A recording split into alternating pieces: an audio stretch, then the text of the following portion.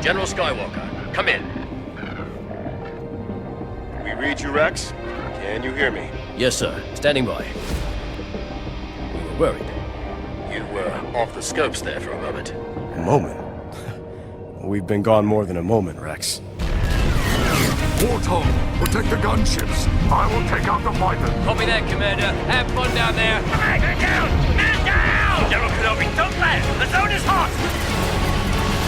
There's nowhere else to go! Move it, trooper! Come on, double time! This point forward, we are entering uncharted territory. Jedi, I have been waiting for you. I am no Jedi. Come on then, let's go! Go, go, go! Hello and welcome to Clone Corner, a podcast about Star Wars: The Clone Wars, currently streaming on Disney+. As are we this week. I'm Travis Fishburne. I'm Alex Brunel. And this week we'll be covering Season 7, Episode 9, Old Friends Not Forgotten, which is just an insane episode.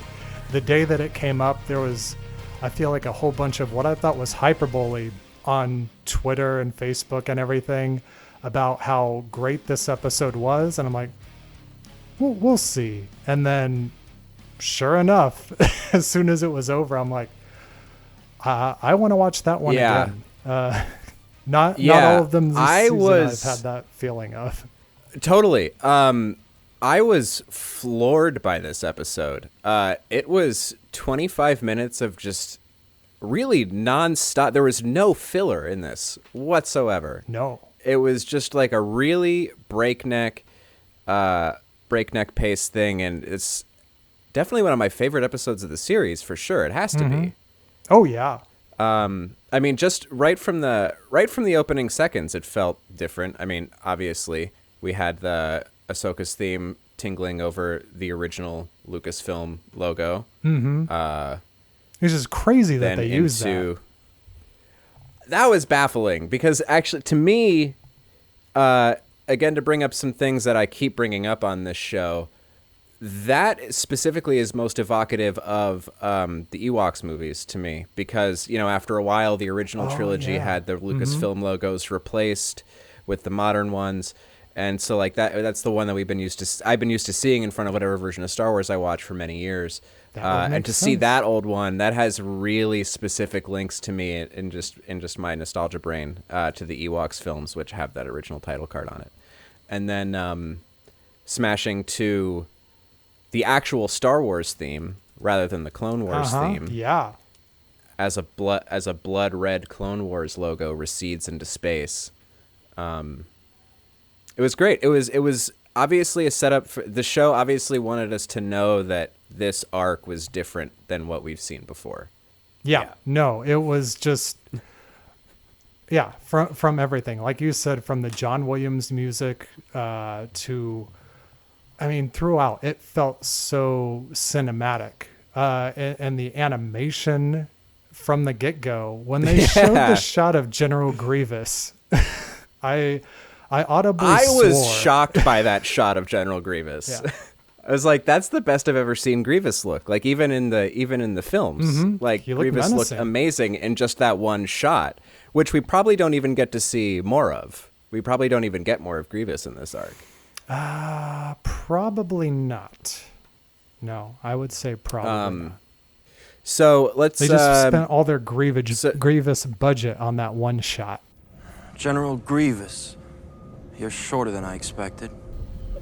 We had, that's all they had. They spent the rest of the money animating Ahsoka's lightsabers, which I had to specifically comment on the animation of Ahsoka's lightsabers in this episode. And because they look different to me than the way lightsabers had previously been animated in this show, right? Like kind of more fluid, and as they're in motion, there's kind of a bend effect to the light that happens that I'm not really used to seeing with lightsaber animation in the show. Am I wrong? No, I would agree. It is much like reminded me of the Genndy Tartakovsky series, and the way that it kind of looked in that. It looked much more like 2D animated in terms of how it looked. So let's your thoughts first. What are some specifics you have about this episode? Because there's a lot to unpack here. Oh, so many. Unlike the last 3 weeks where it's just okay, people talked in rooms. Yeah. So just starting off, obviously, from the beginning, there's all the things we've talked about already. There's the actual use of the John Williams music, which it adds so much that you're not really aware of until you actually hear it set against all this stuff. And I don't know if it's a combination of, it's definitely more of a sum. It's hearing the music and seeing these things come together in a way that we weren't really expecting them to. But very notably at the beginning, and then when Rex and crew are having that attack on the bridge that looks like the Golden Gate Bridge. There he is. It's a trap, you fools. Open fire. Now or two.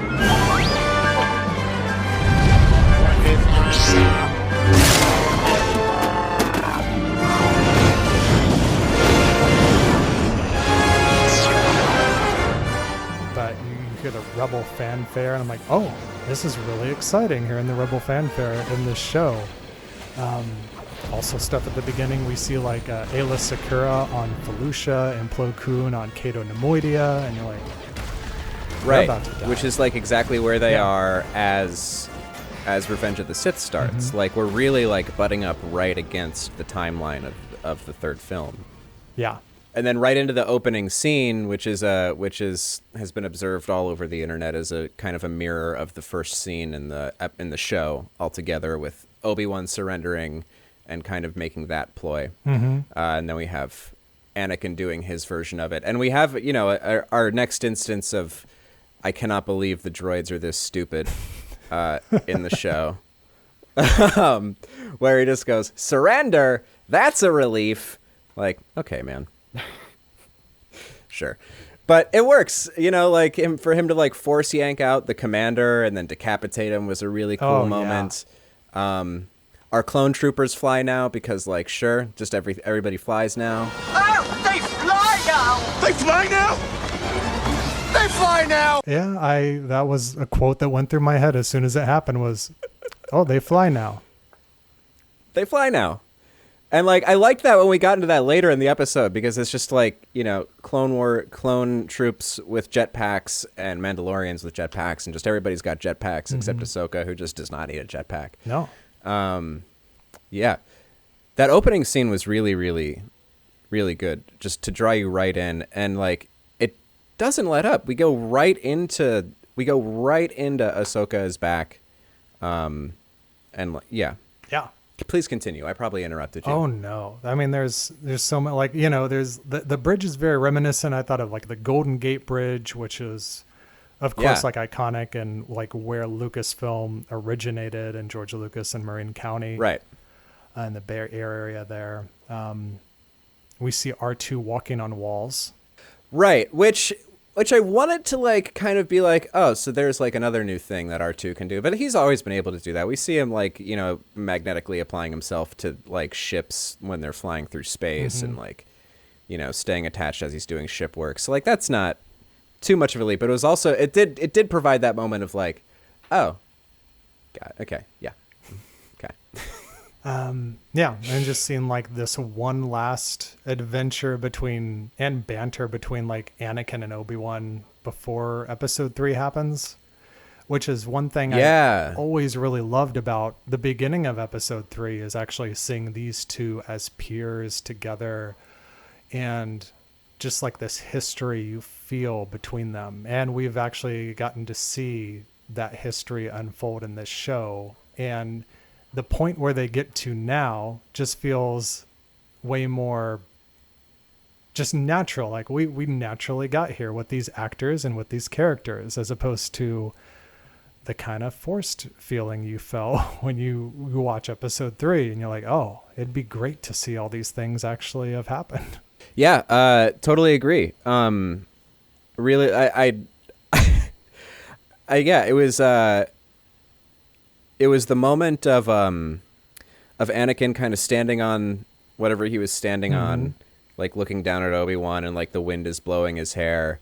And I'm like, man, I want this guy. Yeah. Like, this is a great character. Why don't we have this guy in the movie?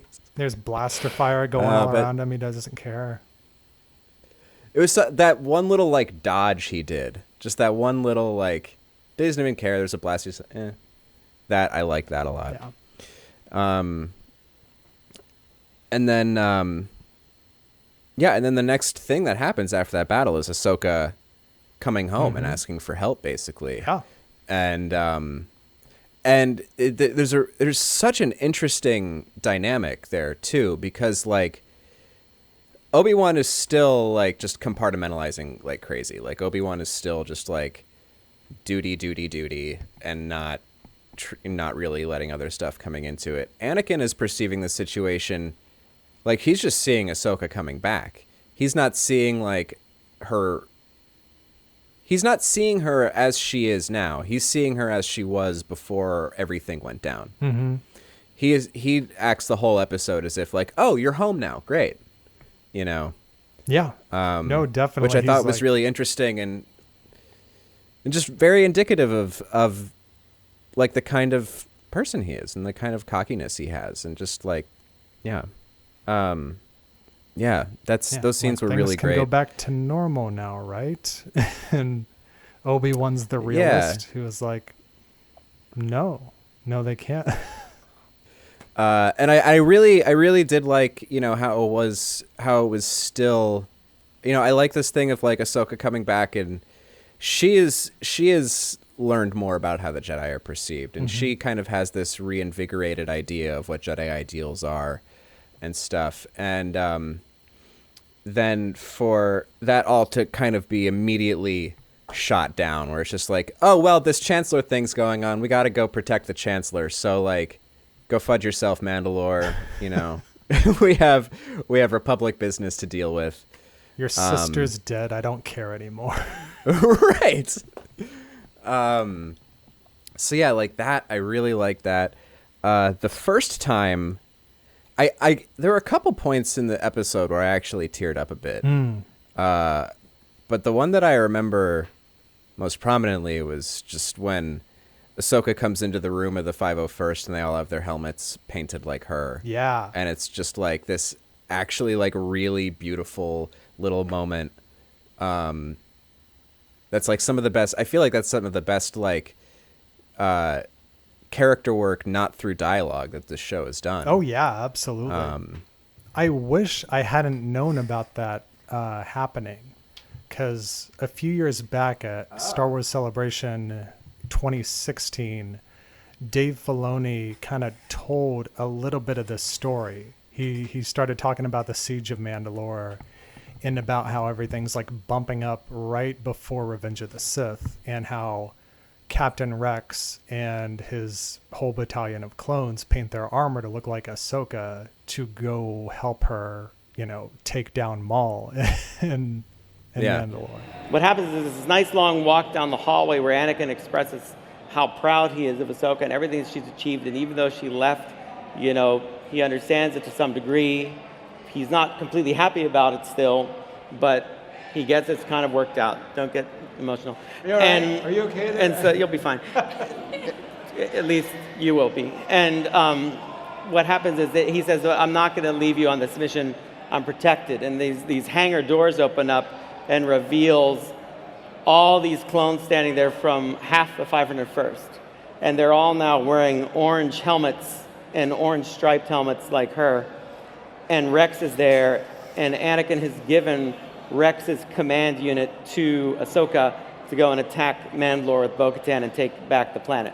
And so that's why Rex also isn't in the movie. See, it all makes sense. Are you trying to make us cry? And then it was great, because when the doors open, Dave, they all like salute, and they all get like that, and they all like, and it's this moment, and you see this little, you know, what was a little girl standing there, and now she's grown and she has command of this whole thing. Would you look at what you did? And she's not, what's wrong with you? That's exciting. That's happy. Yeah, that was totally new to me. That's awesome.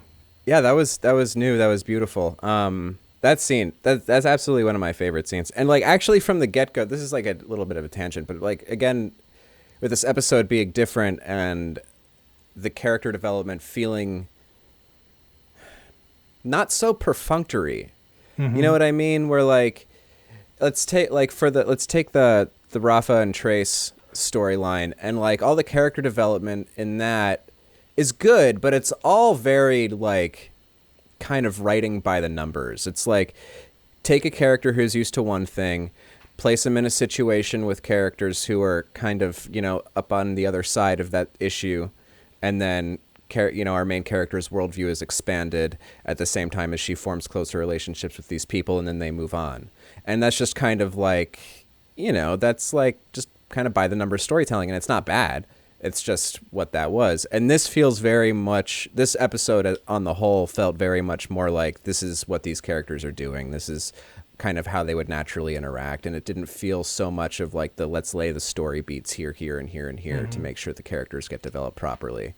And like it really felt, I really feel like once these 4 episodes are over, you'd probably be able to chop out the beginning and the end credits of each episode and string them together and actually probably watch like a 100-minute feature or an 80-minute feature or whatever it would add up to be. Yeah, I'm sure their intent was to premiere this whole thing at the El Capitan like this month, but of course things happened, I did not know that, and so they couldn't do that.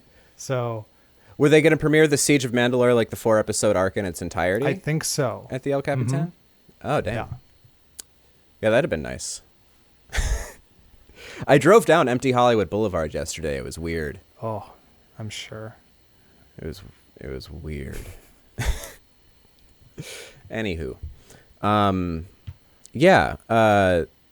Your thoughts on this part of the episode before we move on to the next big part of the episode. I loved that what Admiral Yularen calls up and tells Anakin is that there is a subspace frequency codename Fulcrum that he had to respond to, and in Rebels, it's Ahsoka uses the codename Fulcrum, as does Saw Gerrera at one point. So his immediate was like, Saw Gerrera. I'm like, no, it's somebody else.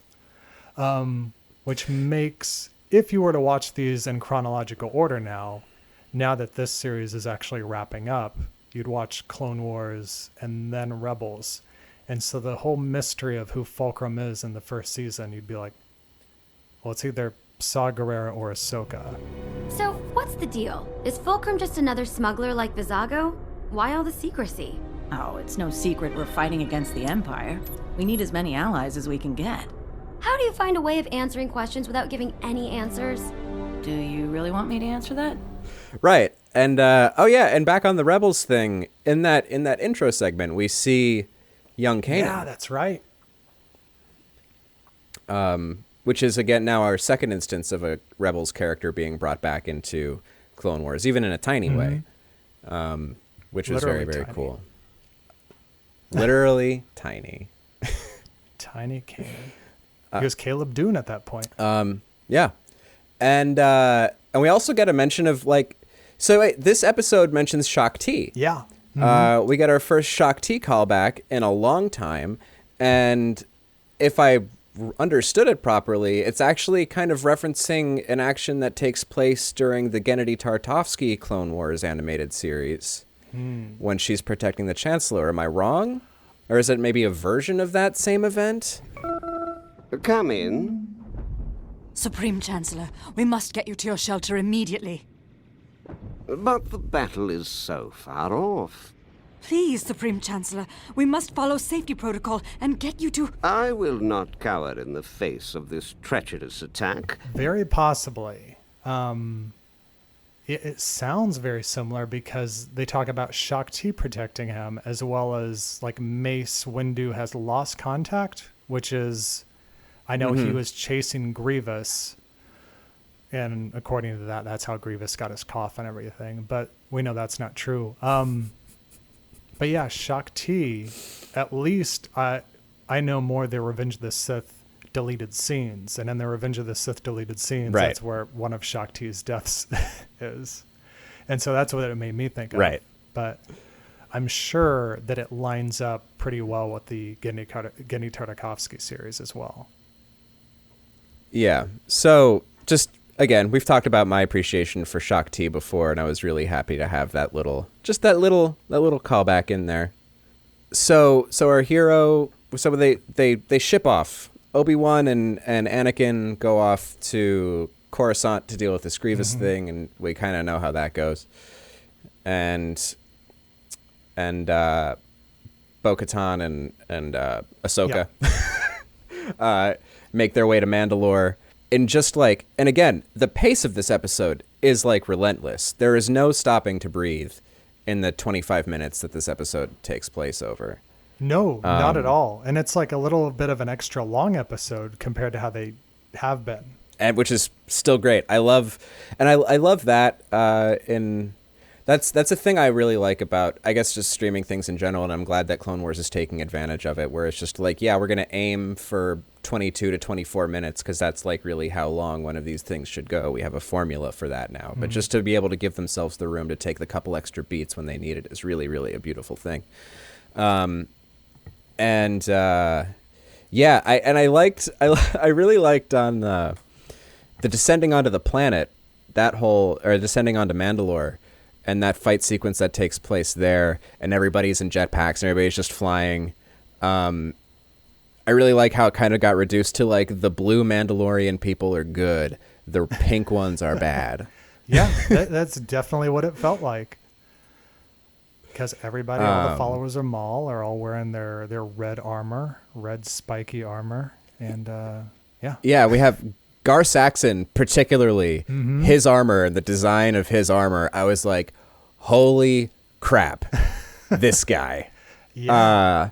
And like, I don't know if like the material and like the visor part of his mask is some other kind of material, if he's got a different glaze on it, or if he's actually like glowing orange like he looks like he is. But either way, that is a menacing as hell dude. Yeah. And I loved that design. Yeah. I didn't even get to tell you this. Before I watched this episode, I went ahead and I read the Maul Son of Dathomir comics. Oh, nice. Which everything I read up on it, I know it's a weird thing because it's listed as both legends and as well as canon. Because if you look at Gar Saxon, the Son of Dathomir comic is where he comes from, and it's also where what's her name, the one he's with, Rook Cast. They both appear in this comic first, and then Gar Saxon, he shows up in Rebels later, and that's the first time we'd seen him on screen. But if you look at his like entry in Wikipedia, under the Legends and the Canon tab, it gives the same story in Son of Dathomir, which feels like it's basically a canon story, which it explains that Gar Saxon and this Rook Cast character broke Maul out of prison and started all of this. Because the last time we saw Maul on Mandalore was when Sidious showed up and took him captive. Have mercy. Please, please. There is no mercy. Do not worry. I'm not going to kill you. I have other uses for you.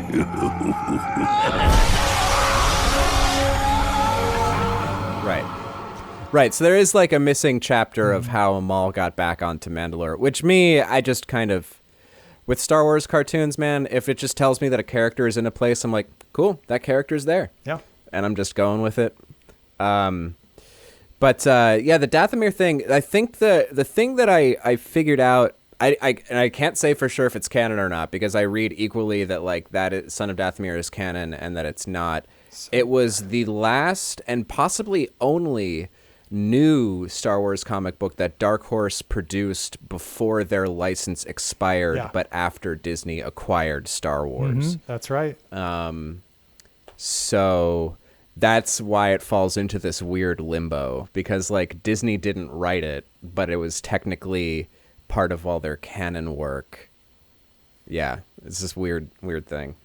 It's just bureaucracy, I think. Yeah, I think so too. But I like that what else do I have Ahsoka written? refers to Bo-Katan as Lady Bo-Katan, and it feels very, very much like Game of Thrones. And everything about the Mandalorian culture, where they have all these clans and everything, it already feels like they're pulling from a similar type of source material as Game of Thrones. So, that all jived to me. Yeah, and I liked Bo-Katan in this episode a lot. Like, I really liked... She's just not messing around, man. Like, she just wants this madness on Mandalore to end. She's not playing politics. She's not like thinking about... Or, even like, it's rubbing off on Ahsoka, like a line earlier in the episode where she says, I'm not trying to be fair. Like, this is just a situation. When what's the puppet guy, the puppet leader? He's not a real puppet, but the guy who's like the Almec, yeah. That scene where she's standing him down with the blaster held over his head, and like he doesn't think that she would kill him because, hey, that wouldn't happen. But we quickly see like, oh no, this woman would like actually cut this guy's ass off if given the chance. I loved that. The Maul reveal at the end was, we kind of saw such a thing coming, and as a way to end the episode, but still, like, it's a great little reveal. The 360 shot of Ahsoka looking all around in the different corners of the tunnel was a really cool shot, and his reveal through the tunnel was a really cool shot. The lighting in that tunnel, the way the flashlights were like bouncing off the walls and bouncing off of her as they're like making their way through, it felt so, I don't want to say authentic, but just, crazy where they've come as far as the visuals, which we'll say that every week. Yeah, it's really, really good digital cinematography. I mean, like, absolutely this episode was a standout from the rest of the season, even, because the season's been, like, amazing looking, but this episode particularly, again, I feel like I've said that about, like, half the episodes. Like, this episode particularly was really great. But this episode particularly is like really the standout of the season on all fronts, I think. Yeah. Let's see if I have notes. Oh, I had one weird design note. Maybe you have an answer to this, because maybe you've observed it closer than I did. So, Anakin's Jedi robes, right? Mm-hmm. His real arm has a sleeve. His fake arm did not have a sleeve. Oh. I was not paying attention to that. At the end of the first battle on the bridge, and it's him and Anakin and Obi-Wan standing next to each other, and Anakin's got his arms crossed like this, and he's got his robot arm tucked into the sleeve of his human arm, but his robot arm does not have such a baggy sleeve on it at all. I don't know. It's just he's got one sleeve. I didn't. It's a weird thing. That's all. That's the only other note I made. Yeah. I just wanted to see what notes I had. You just don't want those sleeves getting in the way, I guess. That could be. Maybe there's robot functionality that I'm not familiar with that precludes sleeves. So it's very possible. And yeah, the whole attack on the city of Sundari and Ahsoka jumping out of the gunship and that entire sequence set against the Force theme. They just let like Kevin Kiner go to town. Like, I feel like they've held him back for so long. Like, don't rely too heavily on on the classic themes. And this time they were like, do whatever. Just bring it home. Just do it. And the way I felt watching that, and I've watched that sequence several times, and it excites me. Like, this whole episode and everything that's like it's leading up to excites me way more than anything we've seen cinematically thus far. Totally. Like, I really feel like the writing in this episode was approached differently. I did notice, like, the sole writing credit by Dave Filoni on this episode. It really felt like it was approached in a cinematic way and less of an episodic way. Yeah, I mean, like, I'm just really looking forward to the remaining 3 episodes now, because this is like, I haven't been this excited about, like, I've liked this, I've been enjoying this season a lot, Like, I'm not saying I haven't been, but I have not been this excited for next week's episode for the whole season until now. Like, this is the most excited I am to see what happens next. Yeah, you only got 3 days. And like the breakneck speed that this has gone at in just this episode alone, I feel like it's been very slow going for all these other ones to build up to get somewhere. And this feels like everything in this one episode felt like it could have been a finale in and of itself, but it leads up to a thing and you're like, we've still got 3 more to go. What are they going to do?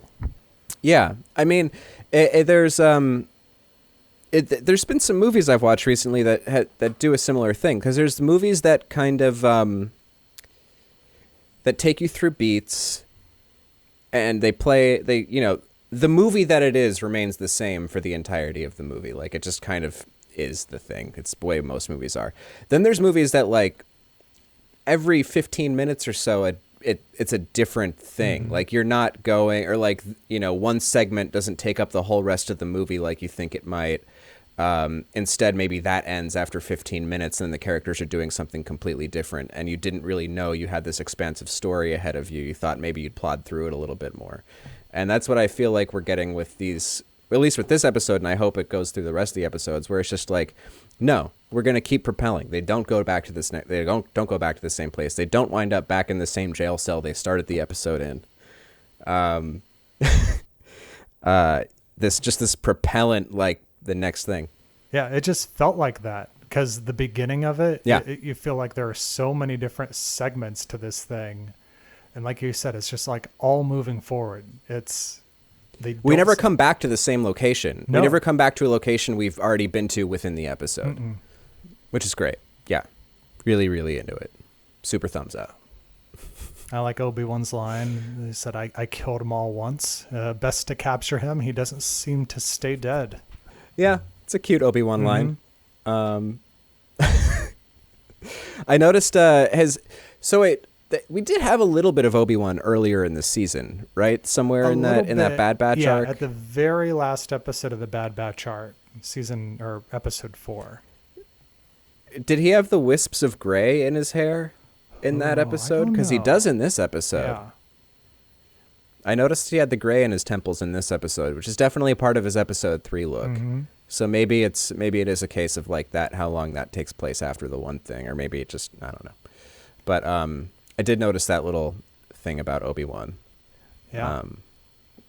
Well, I'm sure he would have. I wonder, because they made Padme must have, right? Like pregnant in those series. Oh, that's right. So it'd only be a few months afterward. Yeah, he must have, unless something like super weird happened and shocked the color right out of his temple hair. They could write that in there. Yeah, they could. It's a comic book. That's a 6-issue comic book that's coming out next summer. How Obi-Wan got his gray hair. Obi-Wan the Gray. I love that Ahsoka has blue lightsabers now. Mm-hmm. Which I didn't really... And Anakin's little comment, like, I improved them a little bit. I took care of them. They're good as new.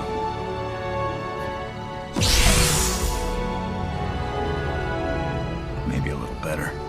Yeah.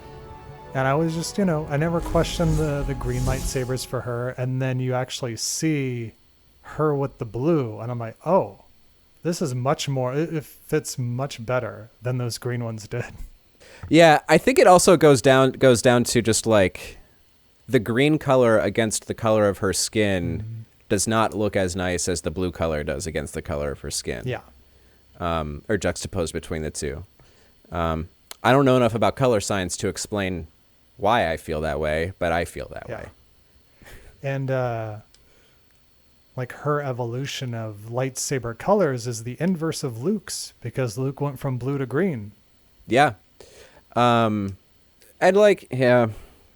See, that's one aspect of Star Wars lore I've never actually bothered to try to comprehend is what a specific color of crystal might mean in terms of its energy or anything, because all of that stuff is just like totally rewritten on a as needed basis per the Jedi that is wielding it.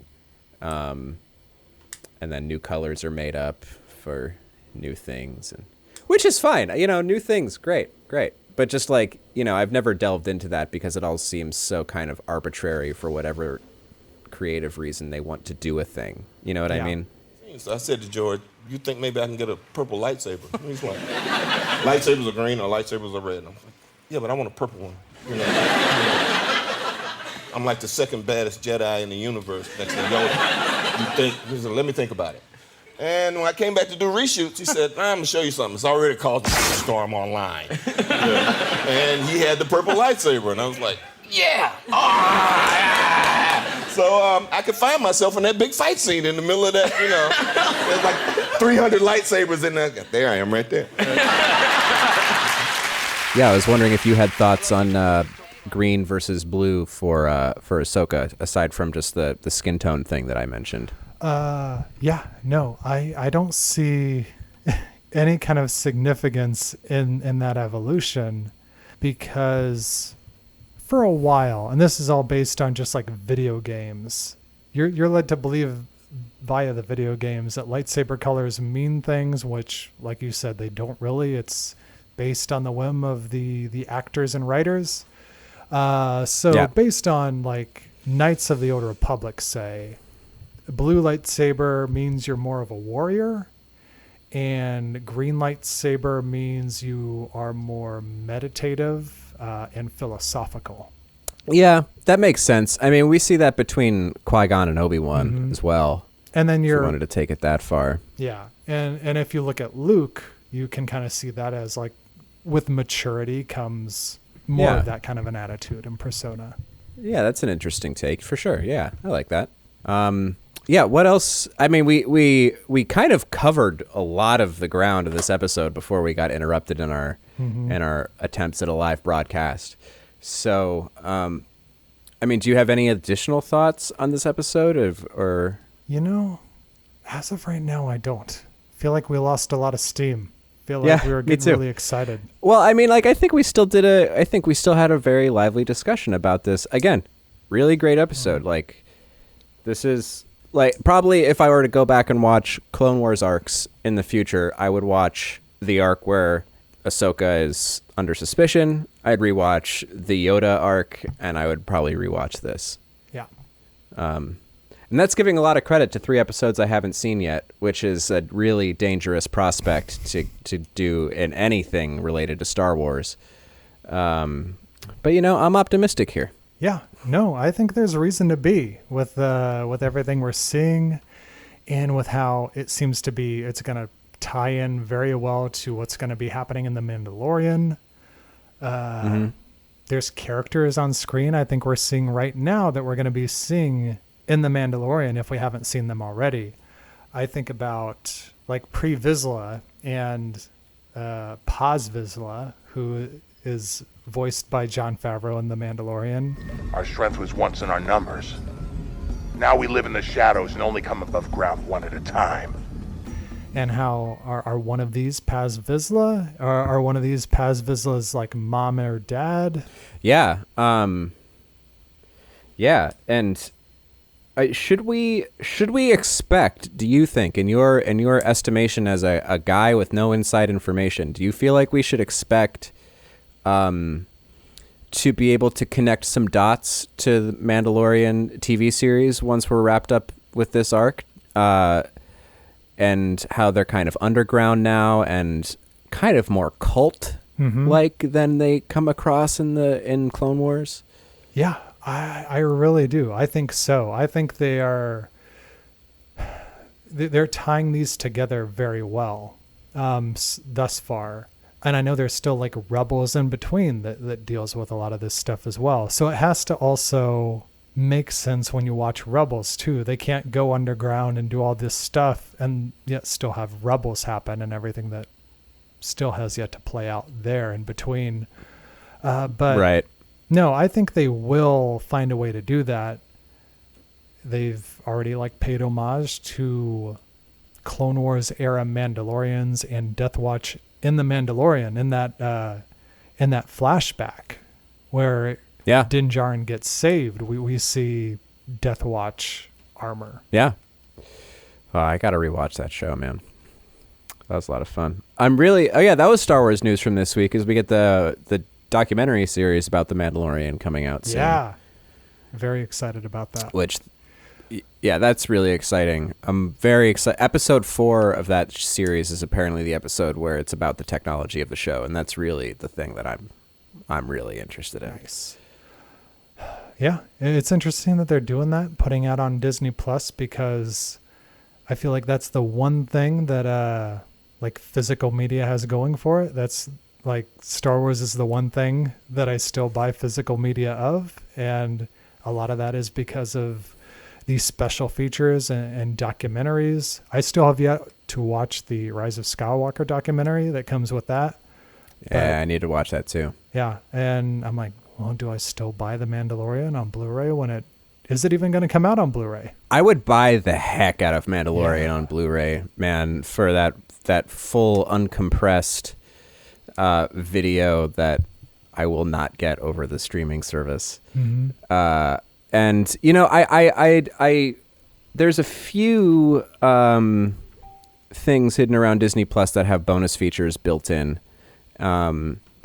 The Star Wars movies, the Marvel movies, like a lot of those have like the ability to watch what's basically their Blu-ray bonus material on the streaming service, and I think Disney has an opportunity there that they should really fully explore. So if they want to do away with discs, which I don't think they should. I'm very pro physical media. Even if it's even in a limited edition scenario in a world where people just don't buy it anymore, I want it to continue to exist, because there's a lot of even more so in the DVD era. There's a lot of interesting independent companies putting out very, very, very good content from all kinds of avenues, from really worthwhile films that have never been seen in this quality since the VHS days to TV comedies that were shot in 48 hours over a weekend on like short ends of film that are getting restored in 4K. That stuff is happening. So I want that to continue to happen, but I would love to see Disney Plus explore, I would love to see literally any streaming service that isn't the Criterion channel put commentaries on their streams. I just don't understand why that's not a thing already. It's a podcast on top of a thing that people are watching. It's so basic to me. I don't know. Should be a thing. Criterion's doing it right. Mm-hmm. Yeah. Be really nice if Disney got on that bandwagon. This is my plug for the Criterion channel, by the way. Super worthwhile streaming service. Yeah. No, I definitely need to check that out at some point. Oh, it's really good. They even occasionally do stuff that they don't have the license for on physical media anymore. Oh, interesting. And since they never license their bonus features out, that's interesting stuff. They had Taxi Driver up there, and Taxi Driver, this is such a tangent. This is not Star Wars. But Criterion did a Laserdisc of Taxi Driver that had a Scorsese commentary and a good handful of other bonus features that had not reappeared anywhere since, because Criterion won't license out their bonus features. But they were able to license Taxi Driver for streaming for a time and put it on there with all of their Laserdisc era bonus features that have not been commercially available to the public since that Laserdisc has been off the market. Wow. So Criterion doing it right. Yep, Criterion doing it right, as is Clone Wars right now. Yeah, man. And Clone Wars is really good. Yeah, and we're just really looking forward to the next episode, second episode in this 4-part series finale, which is called The Phantom Apprentice. Ooh, The Phantom Apprentice. Yeah. Ooh. I wonder who that's referring to. And man, it's such indicative of Star Wars fandom for me to go, ooh, that piques my interest because it references a title I'm familiar with. But at the same time, I've hated that title for 21 years now. So, it's a weird thing that Star Wars can do to a person. And The Phantom Apprentice will be airing Friday on Disney Plus, and we'll be back here live streaming hopefully to talk about it. And in the meantime, where can people find more of your work, Alex, other than right here? Instagram at Alex Brunel for stories of my cat, and Twitter at Alex Brunel for retweets of topical political matters.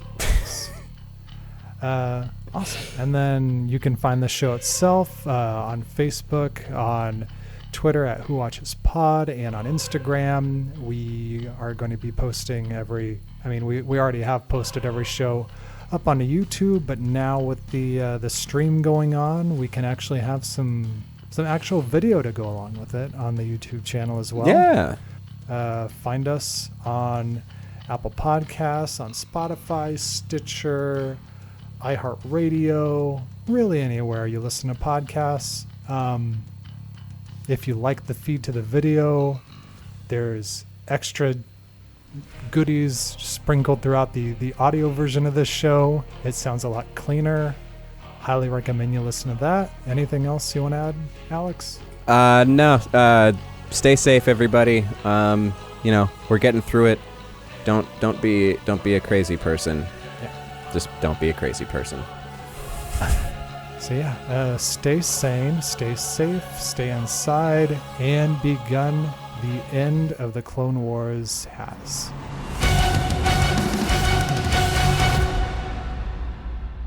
I'll tell you. It was I'll really tell cool. you a story Okay. really quickly. To be fair, because I'm going to say so nothing later, but at this point, and I think I can say this, I don't think this is bad.